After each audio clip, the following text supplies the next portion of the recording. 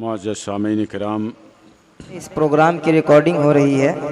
اس programme کو حاصل کرنے کے لیے یوٹیوب پر کامال ریکارڈنگ سینٹر کو سرچ کریں۔ اس رفیقان پروگرام کو حاصل گرامی، کر سکیں۔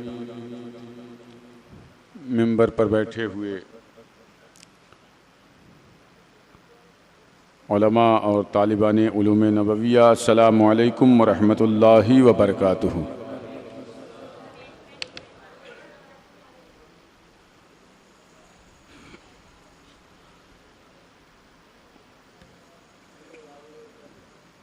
الحمد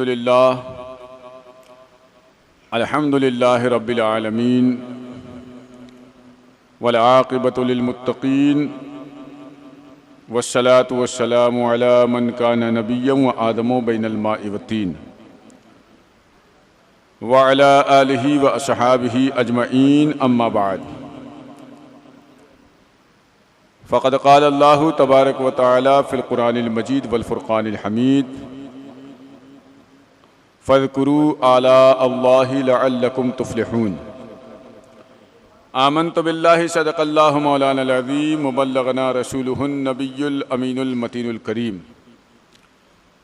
ونحن علی ذلک لمن الشاہدین والشاکرین والحمد للہ رب العالمین۔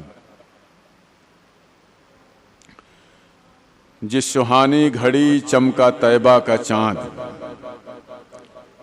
جس سہانی گھڑی چمکا طیبہ کا چاند، اس دل افروز ساعت پہ لاکھوں سلام۔ رب حبلی امتی کہتے ہوئے پیدا ہوئے، رب حبلی امتی کہتے ہوئے پیدا ہوئے، حق نے فرمایا کہ بخشا الصلاۃ والسلام۔ سبحان اللہ، سبحان اللہ۔ اے شہنشاہ مدینہ الصلاۃ والسلام، زینت عرش معلی الصلاۃ والسلام۔ سبحان اللہ۔ معزز سامعین کرام، رات کا پچھلا پہر ہے اور آپ تمامی حضرات سر شام سے لے کے اب تک نعت و منقبت اور تقاریر وغیرہ سماعت فرما رہے تھے۔ اس پروگرام کی آخری کڑی آپ کی نگاہوں کے سامنے ہے، اور اس کے بعد صلاۃ و سلام پر اس پروگرام اور اس محفل پاک کا اختتام ہو جائے گا۔ اس لیے جتنی دیر بیٹھیں اطمینان و سکون کے ساتھ بیٹھیں، کچھ باتیں مجھ سے بھی سماعت فرما لیں۔ وقت بھی مختصر ہے، تقریباً 1:30 بجنے والے ہیں،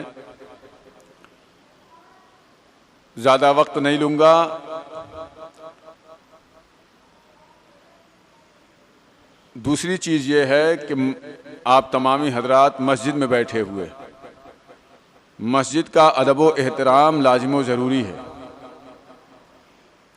بلکہ مسجد میں جب آئے تو سب سے پہلے اعتکاف کی نیت کر لینی چاہیے، تاکہ اگر کوئی ادھر ادھر کی بات بھی ہو تو اس پر اللہ کی بارگاہ میں گرفت نہ ہو۔ اعتکاف جانتے ہیں کہ نہیں جانتے آپ لوگ؟ اعتکاف کا نام سنا ہے؟ کہیں ایسا تو نہیں ہے کہ سوچ رہے ہو پتہ نہیں کس بلا کا نام ہے؟ اعتکاف کا معنی ہوتا ہے اللہ کی عبادت کے لیے مسجد میں ٹھہرنا، اس کو کہتے ہیں اعتکاف۔ علماء فرماتے ہیں کہ اگر آپ نے اعتکاف کی نیت کر کے مسجد میں قیام کیا تو جتنی دیر آپ مسجد میں بیٹھے رہیں گے اللہ تبارک و تعالیٰ آپ کے نامہ اعمال میں ثواب عطا کرتا رہے گا۔ سبحان اللہ۔ آپ کچھ بھی نہیں کریں گے، صرف بیٹھے رہیں گے، تب بھی آپ کی نیکیوں میں فرشتے اضافہ کرتے رہیں گے، قلم ان کا چلتا رہے گا، نیکیوں میں اضافہ ہوتا رہے گا۔ اور اعتکاف کی نیت نہیں کی ہے تو کوئی ثواب نہیں ملے گا۔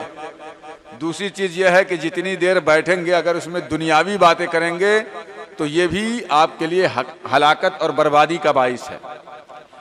مسجد میں دنیاوی بات کرنا یہ نیکیوں کو اس طرح کھا جاتا ہے جیسے آگ لکڑی کو کھا جاتی ہے۔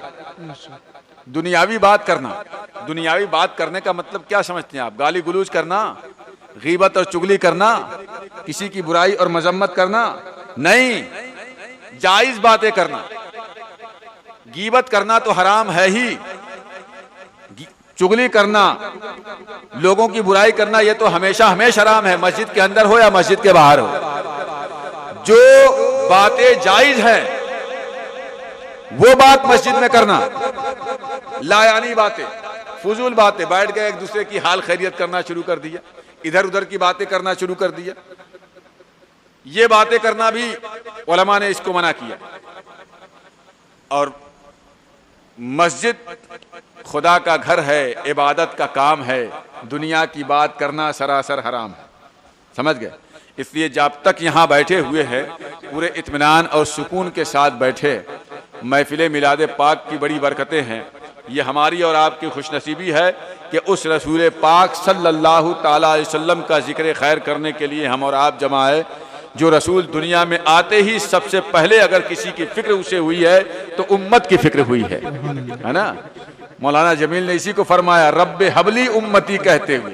रब्बे हबली उम्मती का मतलब क्या होता है? ऐ अल्लाह मेरे उम्मतियों को बख्श दे।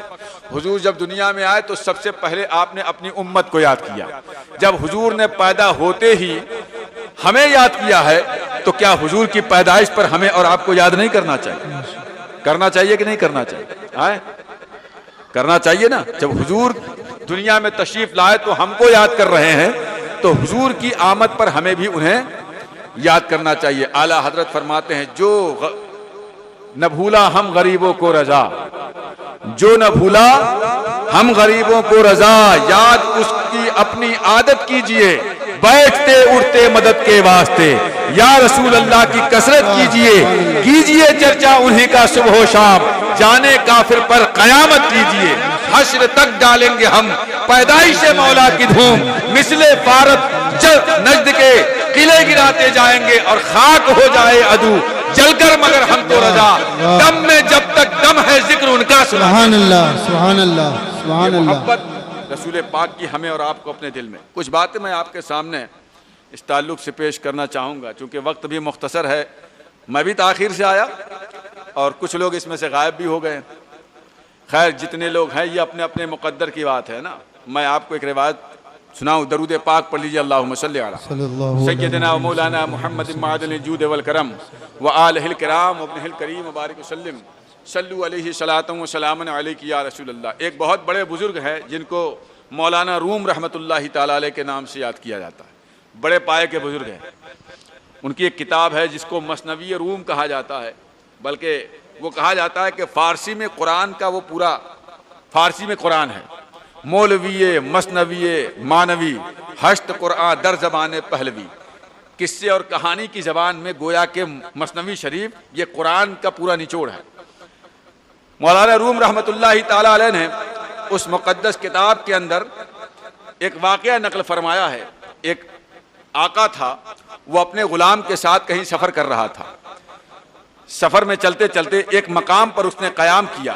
बड़ा मालदार था, दौलत की फरावानी थी, और वो ग़ुलाम जो उसके साथ था बड़ा नेकोकार परहेजगार मुत्तकी था। एक जगह उसने क़याम किया, अचानक मस्जिद से अल्लाह अकबर की सदा बुलंद हुई। जब ये आवाज़ उसके ग़ुलाम, उसका नाम सनकर था उस ग़ुलाम का, जब उस ग़ुलाम के कानों में ये आवाज़ टकराई, उसने अपने मालिक अपने आका की बारगाह में अर्ज़ किया कि मेरे आका, अल्लाह रब्बुल इज़्ज़त का मुनादी मस्जिद से निदा दे रहा है, पुकार रहा है। अगर आपकी इजाज़त हो तो मैं मस्जिद में जा कर के नमाज अदा कर लूँ। ये कौन कह रहा है? ग़ुलाम कह रहा है। और किससे कह रहा है? अपने आका से कह रहा है। ग़ुलाम बड़ा मुत्तकी परहेजगार था, लेकिन आका उसका दुनियादार था, दौलत की फरावानी थी, बहुत मालो दौलत थी उसके पास, लेकिन दीनदारी उसके अंदर नहीं थी। दौलत होना और चीज़ है, लेकिन दीन की दौलत होना ये अलग चीज़ है। ये सबको मैसर नहीं आती है। बड़े बड़े पैसे वाले आपने देखे होंगे, लेकिन मस्जिद में जाने की उन्हें तौफीक नहीं होती है। ये अल्लाह तबारक ताला तौफीक अता फरमाता है। उस गुलाम ने जब अरीजा किया, आका ने कहा जाओ तुम नमाज पढ़ाओ। आका बाहर बैठा हुआ है मस्जिद के, और गुलाम मस्जिद के अंदर जाकर के अल्लाह की इबादत करने के लिए مسجد میں حاضر ہو گیا ہے. یہ تو اپنے اپنے مقدر کی بات ہے نا. کوئی مسجد کے اندر پہنچ کے اللہ کی عبادت کر رہا ہے اور کوئی مسجد کے باہر بیٹھا اپنے غلام کا انتظار کر رہا ہے. جسے چاہا در پہ بلا لیا, جسے چاہا اپنا بنا لیا. یہ بڑے کرم کے ہے فیصلے, یہ بڑے نصیب کی بات. آج آپ اور ہم یہاں بیٹھے ہوئے تو یہ مت سمجھیے کہ ہم یوں ہی بیٹھے ہوئے ہیں اپنی نیند خراب کر رہے ہیں. اگرچہ ہماری آنکھوں کی نیند خراب ہو رہی ہے, مگر اللہ کی جو رحمتیں نازل ہو رہی یہاں پر, اس کے مستحق وہی لوگ ہیں جو اس مجمع میں بیٹھے ہوئے ہیں, جو اپنے بستر پر آرام کر رہے ہیں, محو استراحت ہے. اس نعمت عظمیٰ سے انہیں حصہ نہیں ملے گا. حصہ انہی کو ملے گا جو مصطفیٰ کریم علیہ الصلوۃ والتسلیم کا ذکر خیر کر کے اپنے قلوب کو منور اور مجلہ کر رہے ہیں. وہ غلام مسجد کے اندر گیا, نماز ادا کرا, نماز ادا کرنے کے بعد سنتیں ادا کی, سنتیں ادا کر کے بیٹھ گیا, وظیفہ پڑھنے لگا. ایک ایک کر کے سارے نمازی مسجد کے باہر نکل گئے, تنہا وہ غلام رہ گیا. آقا بڑا پریشان ہے, یا اللہ سب لوگ چلے گئے, یہ تنہا مسجد میں بیٹھ کے کر کیا رہا ہے؟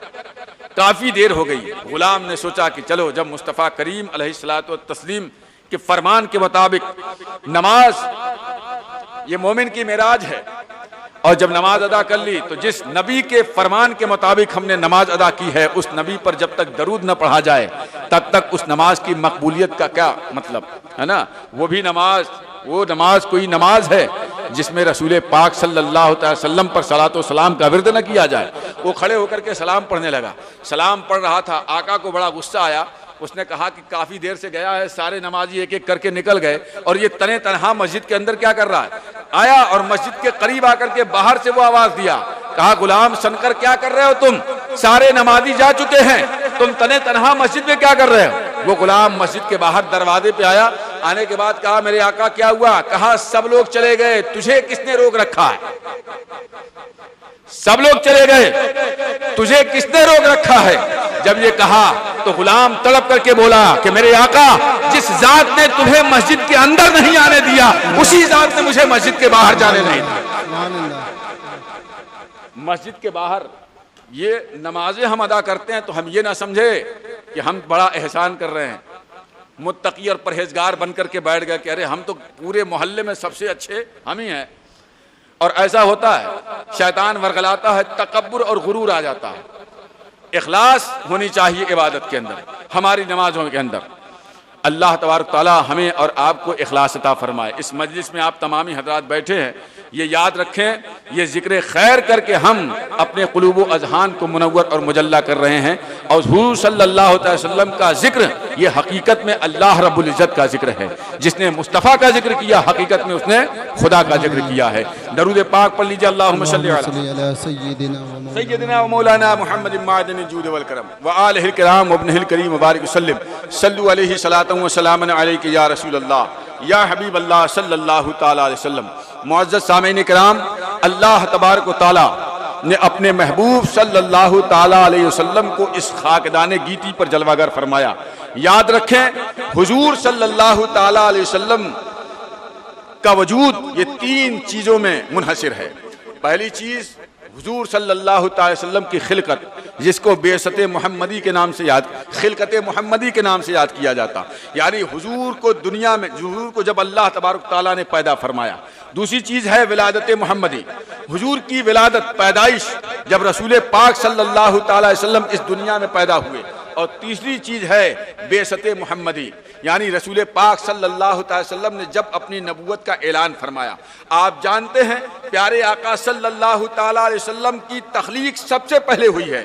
کائنات میں اگر کسی چیز کا وجود ہوا ہے تو سب سے پہلے مصطفیٰ جان رحمت کا وجود ہوا ہے. حضور صلی اللہ تعالی وسلم سے پہلے اس دنیا میں کچھ بھی نہیں تھا. حضرت جبریل امین علیہ الصلوۃ والتسلیم ایک مرتبہ بارگاہ رسالت میں حاضر ہوئے, اور حاضر ہونے کے بعد بارگاہ مصطفیٰ میں سلام عرض کیا. پیارے آقا صلی اللہ تعالی علیہ وسلم نے پوچھا, جبریل ایک بات بتاؤ, تمہاری عمر کتنی ہے؟ تمہاری عمر کتنی ہے؟ حضرت جبریل نے عرض کیا, یا رسول اللہ یہ تو میں نہیں جانتا کہ میری عمر کتنی ہے, البتہ ایک ستارہ آسمان میں چوتھے حجاب پر 70,000 سال کے بعد ایک مرتبہ چمکتا ہے, اور میں نے اسے 72,000 مرتبہ دیکھا. ایک ستارہ آسمان میں 70,000 کے بعد 70,000 سال کے بعد ایک مرتبہ چمکتا ہے, اور میں نے اس ستارے کو 72,000 مرتبہ چمکتے ہوئے دیکھا ہے۔ اب آپ اندازہ لگا سکتے ہو کہ ہماری عمر کتنی ہوگی، حضرت جبریل کی عمر کتنی ہوگی۔ آپ نے تو جوڑ گھٹاؤ کر لیا ہوگا، کچھ سمجھ میں آیا کہ نہیں سمجھ میں آیا، کتنی عمر ہوگی حضرت جبریل کی۔ مگر جب حضرت جبریل نے یہ عرض کیا، مصطفیٰ کریم علیہ الصلوۃ والتسلیم نے ارشاد فرمایا، یا جبریل وعزت ربی انا ذالک الکوکب، اے جبریل سنو، وہ چمکتا ہوا ستارہ میں ہوں۔ کون ہے؟ مصطفیٰ جان رحمت صلی اللہ تعالی وسلم۔ اس کا مطلب کہ رسول پاک کی تخلیق جب ہوئی ہے تو اس وقت حضرت جبریل علیہ الصلوۃ والتسلیم نے بھی دنیا میں جو ہے کہ اللہ تعالیٰ نے ان کو بھی وجود نہیں بخشا تھا۔ اس لیے حضور صلی اللہ تعالیٰ علیہ وسلم کی تخلیق سب سے پہلے ہوئی ہے۔ ایک حدیث ہے جس کو حدیث نوری کے نام سے جانا جاتا ہے۔ حضرت جابر رضی اللہ تعالیٰ عنہ بارگاہ مصطفیٰ میں حاضر ہوئے، اور حاضر ہونے کے بعد انہوں نے عرض کیا، یا رسول اللہ، اللہ تعالیٰ نے سب سے پہلے کس چیز کو پیدا فرمایا؟ حضور نے فرمایا، یا جابر ان اللہ قد خلق نوری قبل کل نور، او کما قال، یعنی اے جابر، اللہ تعالیٰ نے ساری چیزوں سے پہلے میں نے نور کو پیدا کیا اور میرے نور سے ساری چیزوں کو وجود بخشا ہے۔ گویا کہ کائنات اگر وجود میں آئی ہے تو یہ مصطفیٰ جان رحمت کے صدقے اور وسیلے سے آئی ہے۔ اعلیٰ حضرت فرماتے ہیں، ہوتے کہاں خلیل و بنا کعبہ و منا، ہوتے کہاں خلیل و بنا کعبہ و منا، لولاک والے صاحبی سب تیرے در کی ہے۔ اگر حضور نہ ہوتے تو کچھ بھی نہ ہوتا، وہ جو نہ تھے تو کچھ نہ تھا، وہ جو نہ ہو تو کچھ نہ ہو، جان ہے وہ جہان کی، جان ہے تو جہان۔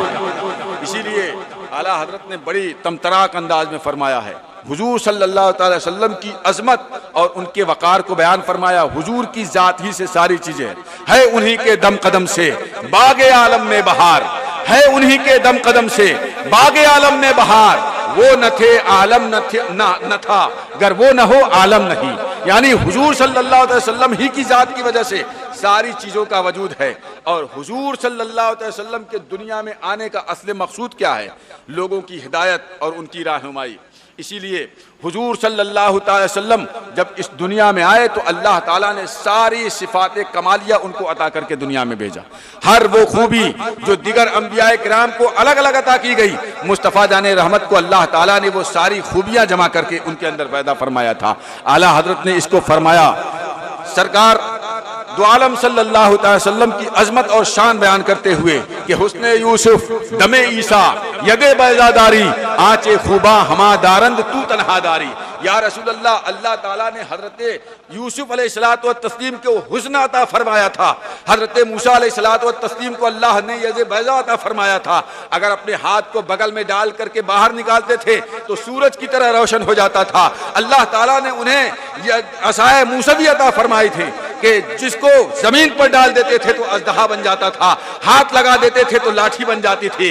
حضرت عیسیٰ علیہ السلام کو اللہ تبارک و تعالیٰ نے مسیحائی کا معجزہ عطا فرمایا تھا، کسی بیمار کے اوپر اپنا دست شفقت رکھ دیتے تھے تو اللہ تعالیٰ شفا عطا فرما دیتا تھا، کسی نابینا کے آنکھوں پر ہاتھ رکھ دیتے تھے تو اللہ تعالیٰ اسے بینا کر دیتا تھا۔ ہر نبی کو الگ الگ معجزہ عطا کیا گیا، مگر جب آپ کو اللہ نے پیدا فرمایا تو ساری خوبیوں کا جامع بنا کر کے پیدا فرمایا۔ ہر نبی کو الگ الگ معجزہ ملا، مگر مصطفیٰ کو اللہ تعالیٰ نے سراپا معجزہ بنا کر کے پیدا فرمایا۔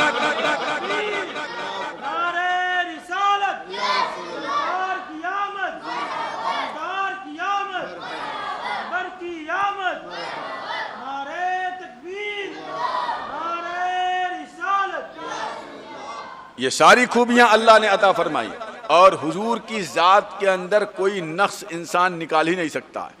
یہ آج کے کم بخت اور بدبخت لوگ کچھ ایسے ہیں جو اپنے نبی کے اندر خامیاں تلاش کرتے ہیں۔ دنیا کی پہلی ایسی قوم ہے جو اپنے رہبر اور اپنے رہنما کے اندر خامیاں نکالتی ہے۔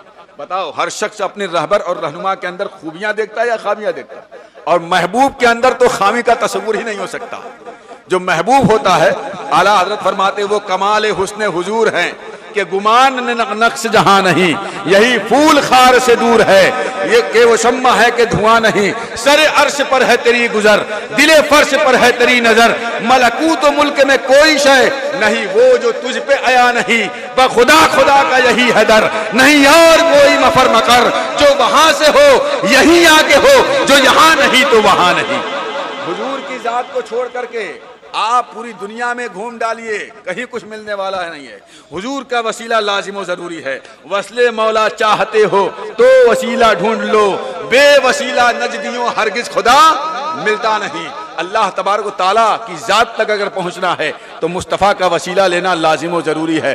اسی لیے ہم نے صحابہ کو دیکھا ہے اپنی زندگی کے ہر موڑ پر رسول پاک کی بارگاہ میں حاضر ہوتے ہیں، حضور کی بارگاہ میں اپنی حاجتوں کو لے کر کے پہنچتے ہیں، اس لیے کہ صحابہ کا یہ عقیدہ تھا کہ مصطفیٰ جان رحمت کو اللہ تعالیٰ نے ساری کائنات کا مالک و مختار بنا کر کے دنیا میں جلوہ گر فرمایا ہے۔ اگرچہ حضور نے غریبی کو پسند کیا ہے لیکن مالک کل ہے وہ، اللہ تعالیٰ نے انہیں ساری کائنات کا مالک و مختار بنا کر کے دنیا میں بھیجا ہے۔ اسی لیے سرکار تاج الشریعہ نے فرمایا جہاں بانی عطا کر دے، بھری جنت ہوا کر دے، نبی مختار کل ہے جس کو جو چاہے عطا کر دے، اور ہوا میں اڑنے والے یوں نہ ادرائیں ندا کر دے، وہ جب چاہے جسے چاہے اسے فرما روا کر دے۔ حضور کی ذات وہ مقدس ذات ہے، ٹھیک ہے نا۔ اعلیٰ حضرت نے بڑے اچھے انداز میں فرمایا مالک کونین ہے گو پاس کچھ رکھتے نہیں، مالک کونین ہے گو پاس کچھ رکھتے نہیں، دو جہاں کی نعمتیں ہیں ان کی خالی ہاتھ میں۔ اگرچہ مصطفیٰ کریم کا ہاتھ خالی ہے مگر ساری کائنات کے وہ مالک و مختار ہیں، اللہ تعالیٰ نے ہر چیز کا انہیں عطا فرمایا۔ میں آپ کو آسان اور مشہور حدیثوں کے دائرے میں کچھ باتیں بیان کروں چونکہ وقت بھی بہت مختصر ہے۔ حضرت ابو ہریرہ رضی اللہ تعالیٰ عنہ صحابی رسول ہے اور حضور صلی اللہ علیہ وسلم کے بڑے چہیتے صحابی ہے۔ حضور صلی اللہ علیہ وسلم کی بارگاہ میں ایک مرتبہ انہوں نے شکایت کیا یا رسول اللہ میں آپ کی حدیثیں بہت سنتا ہوں مگر حدیثیں مجھے یاد نہیں رہتی، بہت جلدی فراموش کر دیتا ہوں۔ حضرت ابو ہریرہ بارگاہ رسالت میں عرض کر رہے ہیں اور کہتے ہیں یا رسول اللہ میں حدیثیں سنتا ہوں مگر مجھے کچھ یاد نہیں رہتا، پیارے آقا صلی اللہ علیہ وسلم میرے لیے دعا فرما دے کہ اللہ تعالیٰ مجھے قوت حافظہ عطا فرما دے، کرم فرما دے۔ حضور کی بارگاہ میں حضور صلی اللہ علیہ وسلم نے حضرت ابو ہریرہ سے فرمایا ابسط رداءک یا ابا ہریرہ، ابو ہریرہ اپنی چادر پھیلا لو۔ حضور نے چادر پھیلانے کا حکم دیا اور اس کے بعد آقا کریم علیہ الصلوۃ والتسلیم نے جب انہوں نے چادر پھیلایا تو حضور نے اپنے دونوں ہاتھوں کا ایسے فضا میں پھیلایا اور کچھ سمیٹا لا کر کے حضرت ابو ہریرہ کی چادر میں انڈیل دیا۔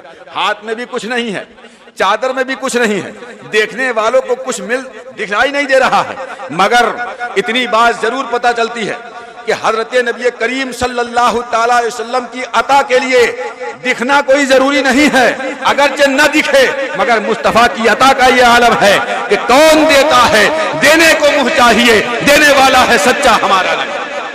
حضور صلی اللہ علیہ وسلم نے اپنے دونوں ہاتھوں کو سمیٹا، خالی ہاتھ لے جا کر کے چادر میں انڈیل دیا، ان کی چادر میں بھی کچھ نہیں۔ اس کے بعد حضور نے فرمایا ضمہ الی صدرک یا ابا ہریرہ، ابو ہریرہ چادر کو اپنے سینے سے لگا لو۔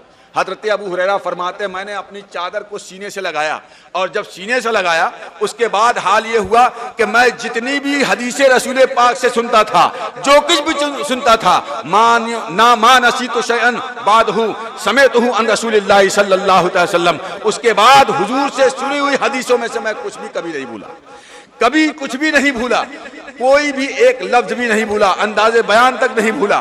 حضرت ابو ہریرہ رضی اللہ تعالیٰ عنہ کو رسول پاک صلی اللہ علیہ وسلم نے کیا عطا کیا یہ بھی لوگوں کو ظاہر نہیں ہوا، حضرت ابو ہریرہ نے کیا لیا یہ بھی پتہ نہیں چلا، مگر حضور کی عطا کا یہ عالم ہے کہ ایسی انہیں قوت حافظہ عطا فرمائی ہے کہ سارے محدثین میں اگر سب سے زیادہ کوئی حدیث روایت کرنے والا ہے تو وہ حضرت ابو ہریرہ رضی اللہ تعالیٰ عنہ کی۔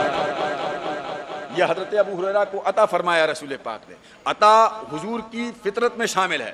میں آپ کو بہت مشہور اور ایک واقعہ سناتا ہوں، مزیدار ہے، ذہن لگا کر کے سنیے۔ عدی ابن حاتم، حاتم کا نام سنا ہے؟ حاتم طائی کا نام سنا ہے کہ نہیں؟ حاتم طائی کا جب نام آتا ہے تو فوراً سخاوت کا تصور ذہن میں آتا ہے۔ حاتم طائی اتنا بڑا سخی تھا کہ وہ جب لٹانے پہ آتا تھا تو پورا خزانہ لٹا دیا کرتا تھا، یہ شان تھی۔ اس کا بیٹا عدی جب مسلمان ہو گیا حضرت امام حسین رضی اللہ تعالیٰ عنہ سے ملاقات ہوئی، دونوں آپس میں گفتگو کر رہے تھے۔ عدی ابن حاتم نے اپنے والد کی سخاوت کے قصے بیان کرنے شروع کیے۔ کہا یا حسین، آپ کو معلوم ہونا چاہیے میرے والد کی سخاوت کا یہ عالم تھا، وہ اس قدر عطا فرماتے تھے کہ لینے والا کبھی خالی ہاتھ نہیں جاتا تھا۔ اور اس کے بعد انہوں نے ایک واقعہ بیان فرمایا، کہا کہ میرے والد کے جو محل ہے اس محل کے اندر 7 دروازے ہیں، میں نے یہ دیکھا ایک فقیر ایک دروازے سے آیا، میرے والد صاحب کو آواز دیا، وہ آئے، اس نے کچھ مطالبہ کیا، انہوں نے اٹھا کر کے دے دیا۔ وہی فقیر اپنا حلیہ بدل کر کے بھیس بدل کر کے دوسرے دروازے سے آیا، جب دوسرے دروازے سے داخل ہوا اس نے کچھ طلب کیا، میرے والد نے اسے پہچان لیا کہ یہ وہی بھکاری ہے جو پہلے والے دروازے سے لے کر کے گیا ہے، مگر انہوں نے اس سے کچھ تعرض نہیں کیا، اسے پھر عطا کر دیا۔ تیسرے دروازے سے پھر بھیس بدل کے آیا، میرے والد نے پھر بھی پہچان لیا مگر اس سے کچھ تعرض نہیں کیا، پھر اسے عطا کر دیا۔ ہمارے آپ کی عطا کا عالم کیا ہے؟ اگر ایک دروازے سے فقیر داخل ہوا دے دیا، دوسرے دروازے سے نکل کے آیا تو دیکھنے والا کہتا کیا ہے کہ وقت ابھی اسی دروازے سے لے کر کے تو گیا ہے اور پھر آ گیا مانگنے کے لیے۔ مگر حاتم طائی کا معاملہ کیا تھا؟ ایک دروازے سے آیا لے کر کے گیا، دوسرے دروازے سے لے کر کے گیا، تیسرے دروازے سے لے کر کے گیا، اس طرح 7 دروازوں سے وہ آ کر کے لے جاتا رہا اور اس کے بعد میرے والد عطا کرتے رہے۔ یہ میرے والد کی سخاوت کا عالم ہے، حاتم طائی کی سخاوت کا عالم ہے۔ ایک فقیر 7 دروازوں سے آ رہا ہے لیکن ہر دروازے سے میرے والد عطا کر رہے ہیں۔ حضرت امام حسین رضی اللہ تعالیٰ عنہ نے سنا اور سننے کے بعد کہا کہ جناب عدی یہ کوئی سخاوت کی بات تو نہیں ہوئی؟ کہا سخاوت نہیں ہوئی۔ کہا یہ کیا عطا کرنا ہے؟ کہا کیوں کیا ہوا؟ کہا یہ کون سی عطا ہے؟ ایک فقیر ایک دروازے سے لے کے جا رہا ہے لیکن اب بھی محتاج ہے، اسے مانگنے کی اب بھی ضرورت پڑ رہی ہے، دوسرے دروازے پر آ رہا ہے، پھر مانگنے کی ضرورت پڑ رہی ہے، تیسرے دروازے پر آ رہا ہے۔ یہ کوئی سخاوت نہیں ہے، میرے مصطفیٰ کی سخاوت یہ ہے، میرے نانا جان کی سخاوت یہ ہے کہ جو ایک مرتبہ آ گیا میرے آقا نے اسے اتنا عطا فرمایا کہ کبھی زندگی میں اسے مانگنے کی ضرورت نہیں۔ نعرہ تکبیر، نعرہ رسالت، مسلک اعلی حضرت، سرکار کی آمد، دلدار کی آمد، سچے کی آمد، ستھرے کی آمد، پیارے کی آمد۔ نعرہ تکبیر، نعرہ رسالت، سبحان اللہ۔ میرے حضور کی بارگاہ میں جو ایک مرتبہ آیا حضور نے اتنا دیا کہ اسے دوبارہ مانگنے کی ضرورت ہی نہیں پڑی۔ یہ کون سی سخاوت ہے کہ ایک دروازے سے لے کے جا رہا ہے دوبارہ پھر ضرورت پڑ رہی؟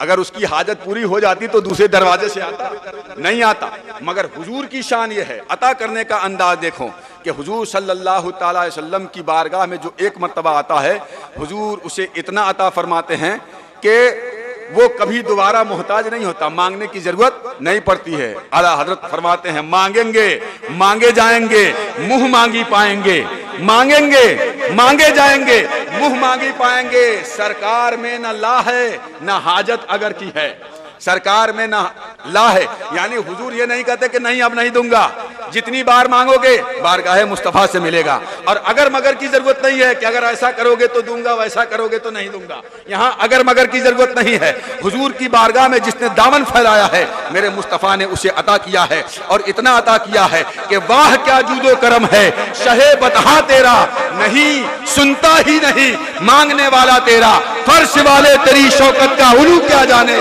خوش رواں عرش پہ اڑتا ہے فریدا تیرا۔ یہ حضور کی شان ہے، میرے مصطفیٰ کی عطا ہے۔ واقعات کی روشنی میں میں بتاؤں آپ کو، حضرت ابو ہریرہ رضی اللہ تعالیٰ عنہ کی بہت مشہور حدیث آپ نے سنا ہوگا۔ حضرت ابو ہریرہ فرماتے ایک مرتبہ ایسا ہوا مجھے کئی دن ہو گئے کھانے پینے کو کچھ نہیں ملا، 3 دن مسلسل بھوکا پیاسا رہا۔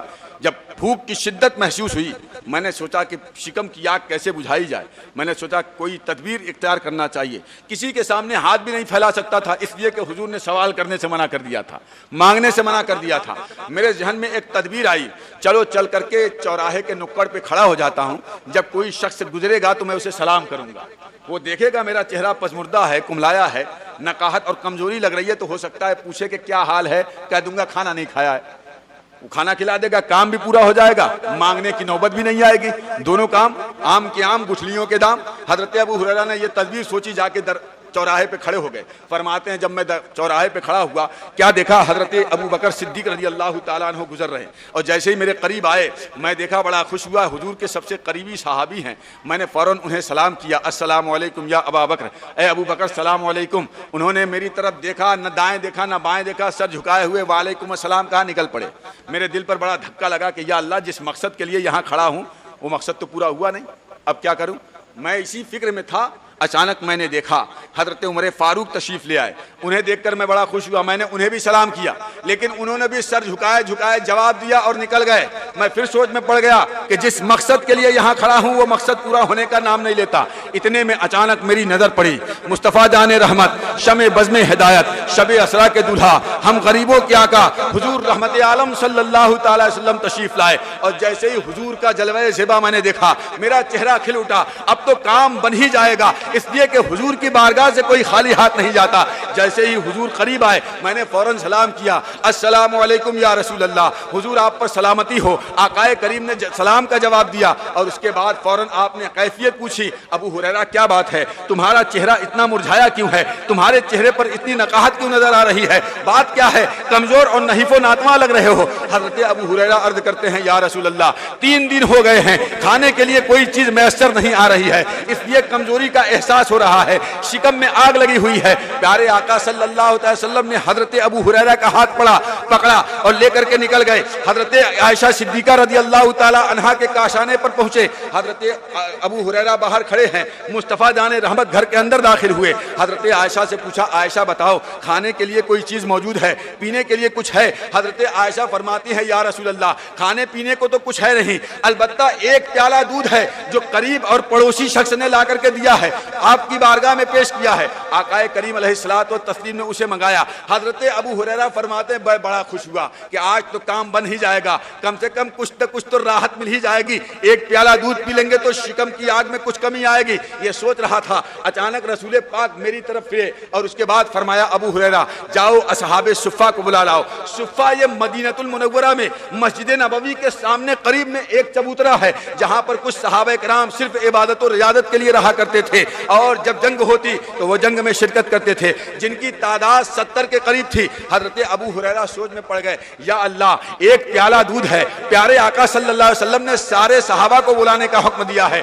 अगर सब में तकसीम किया जाए तो 2-2 4-4 कतरे हर शख्स को मिलेंगे, भला इससे क्या हो सकता है। मगर फरमाने मुस्तफ़ा था। हजरत अबू हुरैरा निकल गए, जाकर के सारे सहाबा को बुला लाया, सारे सहाबा मौजूद हो गए। हजरत अबू बकर सिद्दीक रजी अल्लाह ताला अन्हु जो है, हजरत अबू हुरैरा रजी अल्लाह ताला अन्हु फरमाते हैं, सारे सहाबा आ गए, आकाए करीम अलैहिस्सलातु व तस्लीम की बारगाह में बैठ गए। मैं बड़ा सोच में पड़ गया, मैंने सोचा कि अगर सामने रहा तो हुजूर ये जिम्मेदारी मुझे ही दे देंगे। मैं पीछे जाकर के छुप गया, कहीं ऐसा ना हो कि हुजूर मुझे पिलाने की जिम्मेदारी दे दे, इसलिए कि हुजूर ने फरमाया है, साकिल कौम आखिरहुम, कौम का जो पिलाने वाला होता है उसका नंबर सबसे बाद में आता है, जो घर का मेजबान होता है वो मेहमानों को खिलाने के बाद खाता है। अगर हुजूर ने मुझे पिलाने की जिम्मेदारी दे दी तो मेरा नंबर सबसे बाद में आएगा, एक प्याला दूध है, पता नहीं मेरे लिए कुछ बचेगा या नहीं बचेगा, इसी फिक्र में था। आकाए करीम ने आवाज दिया, अबू हुरैरा इधर आओ। जैसे ही मैंने आवाज सुना फौरन उठ के खड़ा हो गया, हुजूर के करीब गया।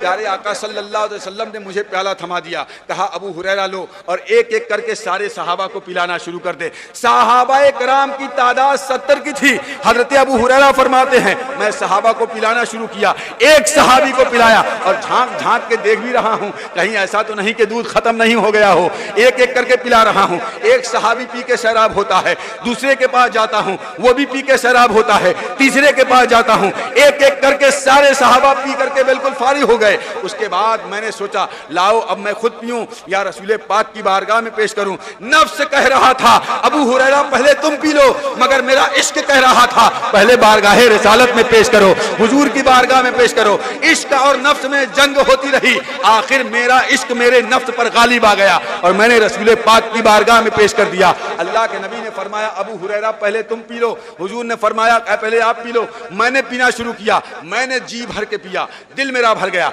मैंने रसूल पाक की बारगाह में पेश किया। हुजूर फरमाते, अबू हुरैरा और पियो, मैंने और पिया, हुजूर ने हुजूर की बारगाह में पेश किया। हुजूर ने कहा, अबू हुरैरा और पियो, मैंने और पिया।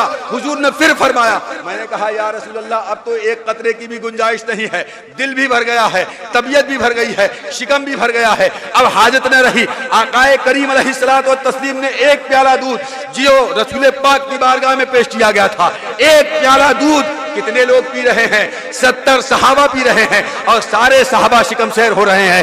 یہ اللہ نے اختیار دیا ہے مصطفیٰ جان رحمت کو۔ اعلیٰ حضرت فرماتے ہیں، کیوں جناب ابو ہریرہ کیسا تھا وہ جام شیر، کیوں جناب ابو ہریرہ کیسا تھا وہ جام شیر، جس سے 70 صاحبوں کا دودھ سے منہ بھر گیا۔ یہ اعلیٰ حضرت نے سرکار دو عالم صلی اللہ علیہ وسلم کی عظمت کو بیان کیا ہے۔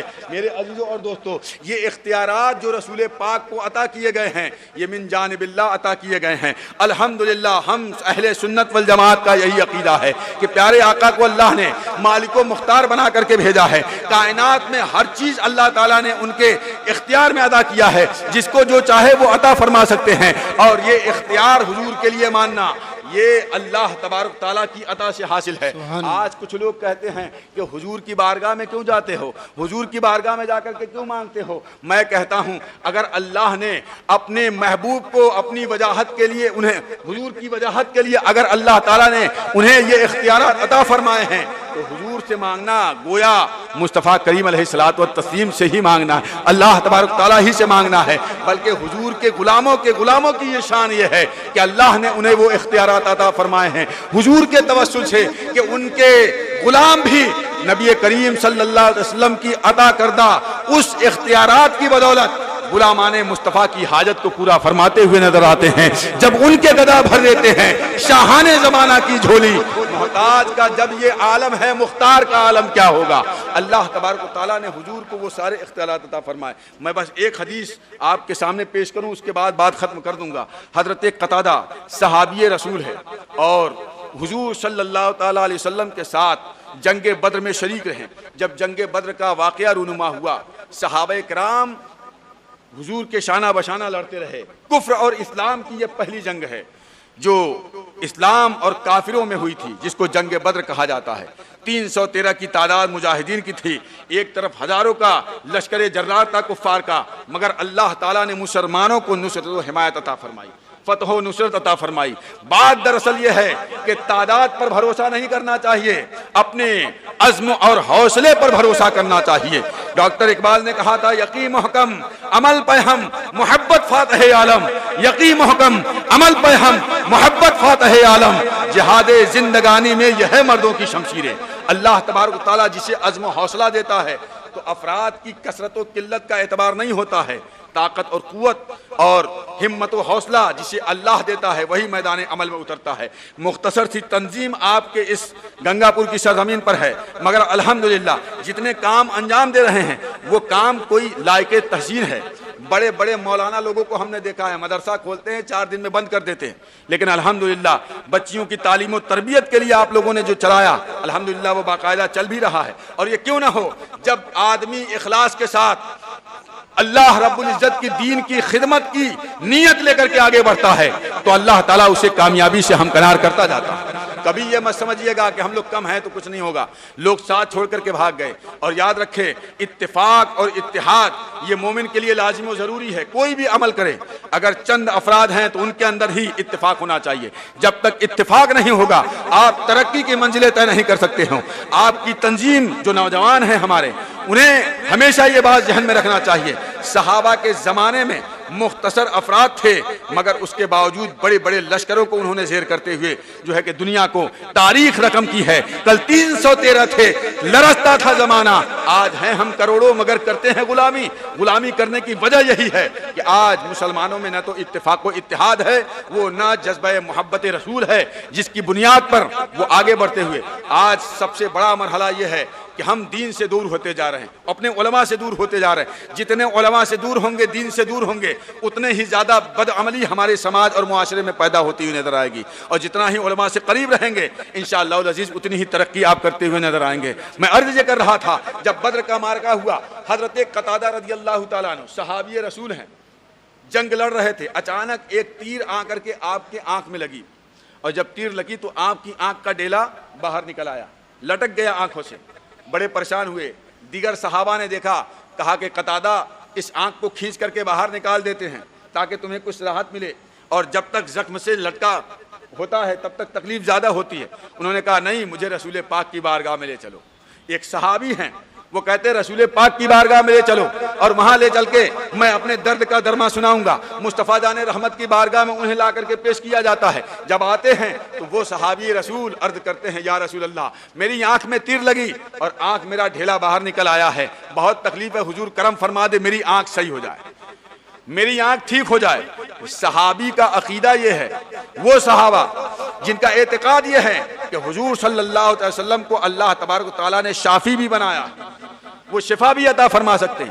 حضور صلی اللہ علیہ وسلم نے یہ نہیں فرمایا کہ قتادہ تم کیا کر رہے ہو, شرک کر رہے ہو, غیر اللہ سے مانگ رہے ہو, اگر جو مانگنا ہے تو اللہ کی بارگاہ میں مانگو, اللہ کی بارگاہ میں ہاتھ پھیلاؤ. حضور نے ایسا کچھ نہیں فرمایا. حضور صلی اللہ علیہ وسلم نے ارشاد فرمایا اے قتادہ ایک بات بتاؤ, تمہیں آنکھ چاہیے یا جنت چاہیے؟ فرمایا کہ آنکھ چاہیے یا جنت چاہیے؟ اگر جنت لینی ہے تو صبر کرو, اور آنکھ چاہیے تو بھی بتاؤ.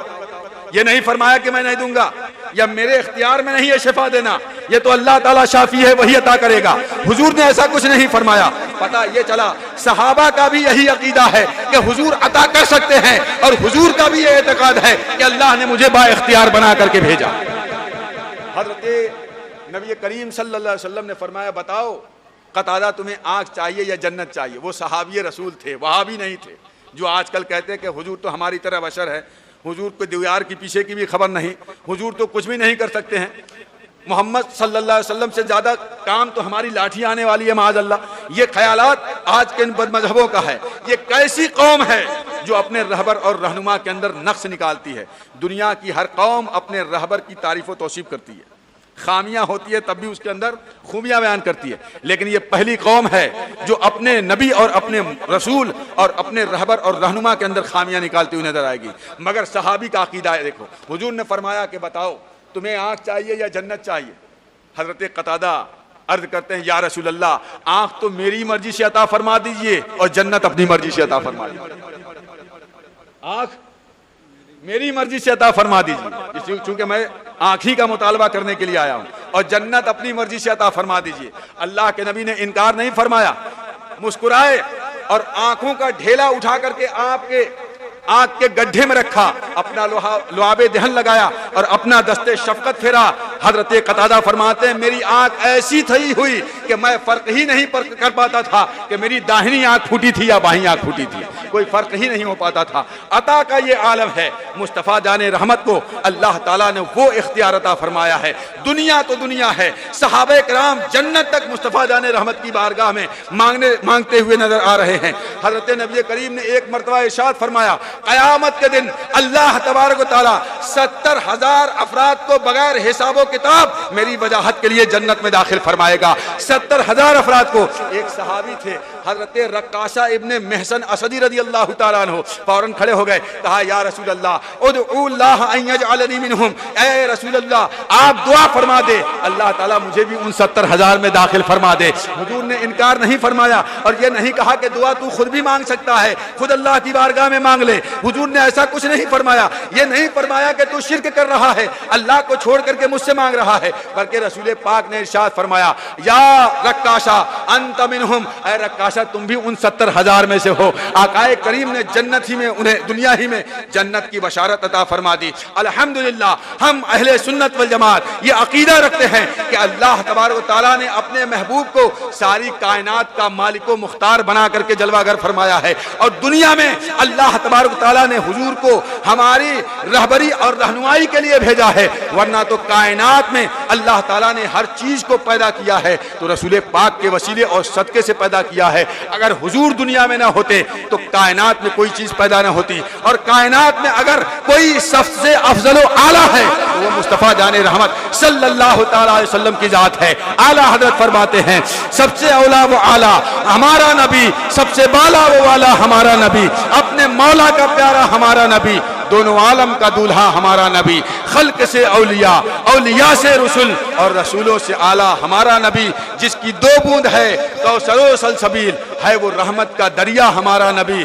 غمزدوں کو رضا مزدہ دیجئے کہ ہے بے کسوں کا سہارا ہمارا نبی۔ اللہ تبارک تعالی ہمیں اور آپ کو اہل سنت والجماعت کے مسلک پر قائم رکھے، وہی عقیدہ جو ہمارے صحابہ کا ہے، جو تابعین کا ہے، جو تبع تابعین کا ہے، جو ائمہ مجتہدین کا ہے، جو غوث و خواجہ و رضا کا ہے، وہی عقیدہ ہمیں اللہ تبارک تعالیٰ اسی عقیدے پر قائم رکھے اور اسی عقیدے پر ہمارا اور آپ کا خاتمہ فرمائے۔ یاد رکھو میرے عزیزوں اور دوستو، مسلک حق اہل سنت والجماعت جسے پہچان کے لیے مسلک اعلی حضرت کہا جاتا ہے، یہی وہ مسلک ہے جو ناجی ہے، یہی وہ فرقہ ہے جو جنت میں جانے والا ہے۔ باقی سارے فرقے یہ گمراہی کے دلدل میں پھنسے ہوئے ہیں، اور جو صحابہ کا طریقہ ہے، بزرگوں کا طریقہ ہے، اس طریقے پر جو قائم رہے گا، یقین مانو اس کی دنیا بھی کامیاب ہوتی ہوئی نظر آئے گی اور آخرت بھی کامیاب ہوتی ہوئی نظر آئے گی۔ اللہ تبارک تعالی ہمیں اور آپ کو سب کو مسلک حق اہل سنت والجماعت پر قائم رکھے، اسی پر ہم سب کا حسن خاتمہ فرمائے۔ لحد میں عشق رخ شہ کا داغ لے کے چلے،